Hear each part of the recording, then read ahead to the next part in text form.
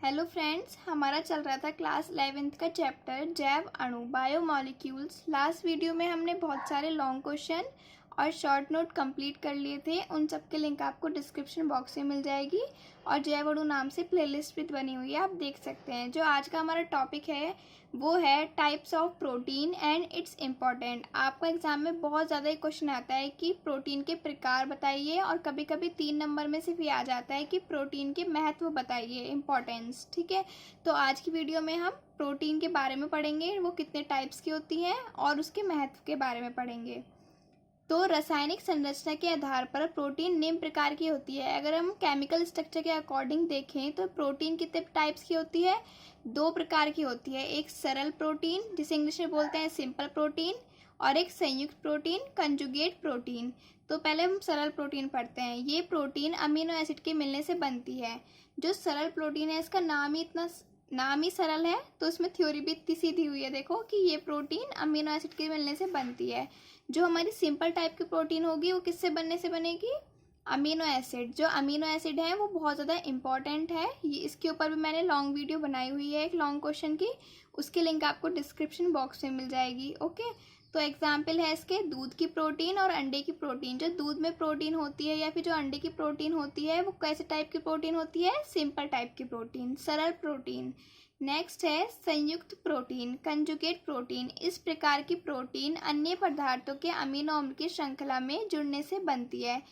जो हमारी simple type की प्रोटीन थी वो सिर्फ अमीनो एसिड से बन रही थी, लेकिन जो हमारी कंजुगेट प्रोटीन है ये अमीनो एसिड के साथ अन्य पदार्थ, अमीनो एसिड तो होंगे उसके साथ अन्य पदार्थ भी जब जुड़ेंगे तब कौन सी प्रोटीन बनेगी? कंजुगेट प्रोटीन बनती है।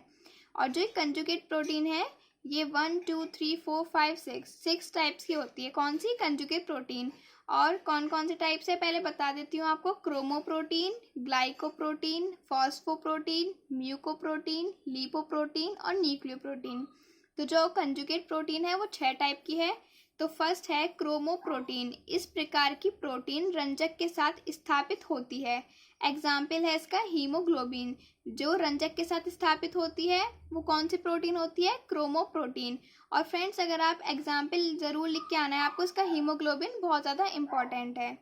इस प्रकार की प्रोटीन रंजक से प्राप्त होती है। Example haemoglobin. Next glycoprotein.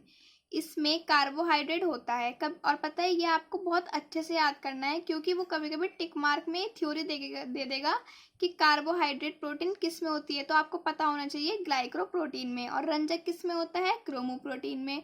तो आपको जो थ्योरी में लिखवाई है ये शॉर्ट है, लेकिन इससे बहुत सारे शॉर्ट नोट भी बन रहे हैं और ये क्वेश्चन भी बहुत ज़्यादा इंपॉर्टेंट है।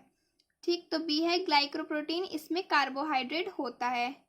सी फास्फोप्रोटीन, इसमें फॉस्फोरस होता है। इनके तो नाम से पता चल रहा है फॉस्फोप्रोटीन, इसमें फॉस्फोरस होता है। म्यूकोप्रोटीन, ये सेल के सरफेस पे पाई जाती है। जो हमारी सेल होती हैं उनकी जो सतह है जिसे सरफेस बोलते हैं उस पर क्या पाई जाती है? तो सेल की जो सरफेस होती है उस पर क्या पाई जाती है? म्यूकोप्रोटीन पाई जाती है। नेक्स्ट है लिपोप्रोटीन, इसमें लिपिड होता है। जो लिपोप्रोटीन है उसमें क्या होता है? लिपिड। नेक्स्ट है लास्ट न्यूक्लियोप्रोटीन, इसमें न्यूक्लिक एसिड होता है। तो क्रोमोप्रोटीन में रंजक, ग्लाइकोप्रोटीन में कार्बोहाइड्रेट, फॉस्फोप्रोटीन में फॉस्फोरस, म्यूकोप्रोटीन में सरफेस पे पाई जा रही है, लिपोप्रोटीन में लिपिड और न्यूक्लिक में न्यूक्लिक एसिड। थर्ड है आपकी प्रोटीन का टाइप व्युत्पन्न प्रोटीन। पाचन में हाइड्रोलिसिस द्वारा भोजन की प्रोटीन पॉलीपेप्टाइड चेन छोटे छोटे टुकड़ों में टूट जाती है। जब हमारा पाचन होता है तो हाइड्रोलिसिस द्वारा क्या होता है, जो भोजन की प्रोटीन होती है वो पेप्टाइड चेन के छोटे छोटे टुकड़ों में टूट जाती है। जैसे इसका एग्जाम्पल है पेप्टोन्स।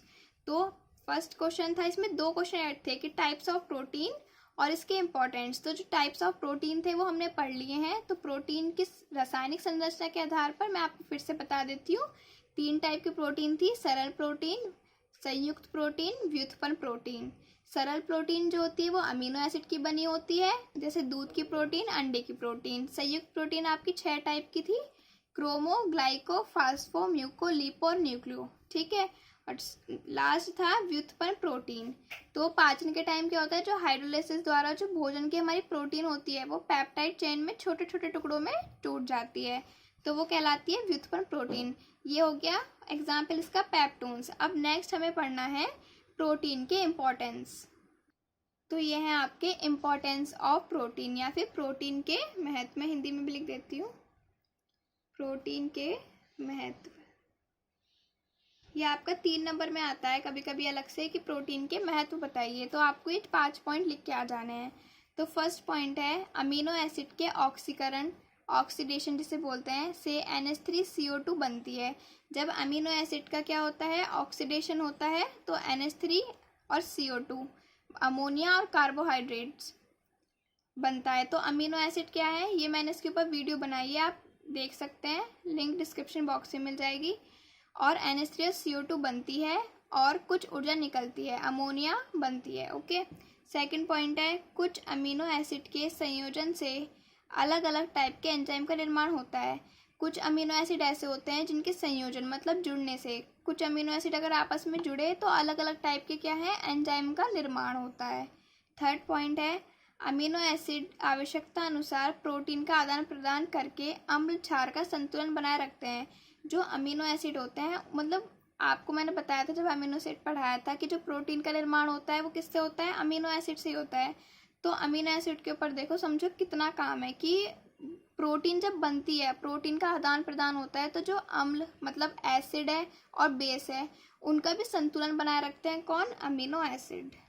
नेक्स्ट पॉइंट है टायरोसिन नामक अमीनो अम्ल के द्वारा कुछ हार्मोन्स का निर्माण होता है। टायरोसिन नामक कोई अमीनो एसिड होता है हमारी बॉडी में जिससे क्या होता है, हार्मोन्स का भी निर्माण होता है।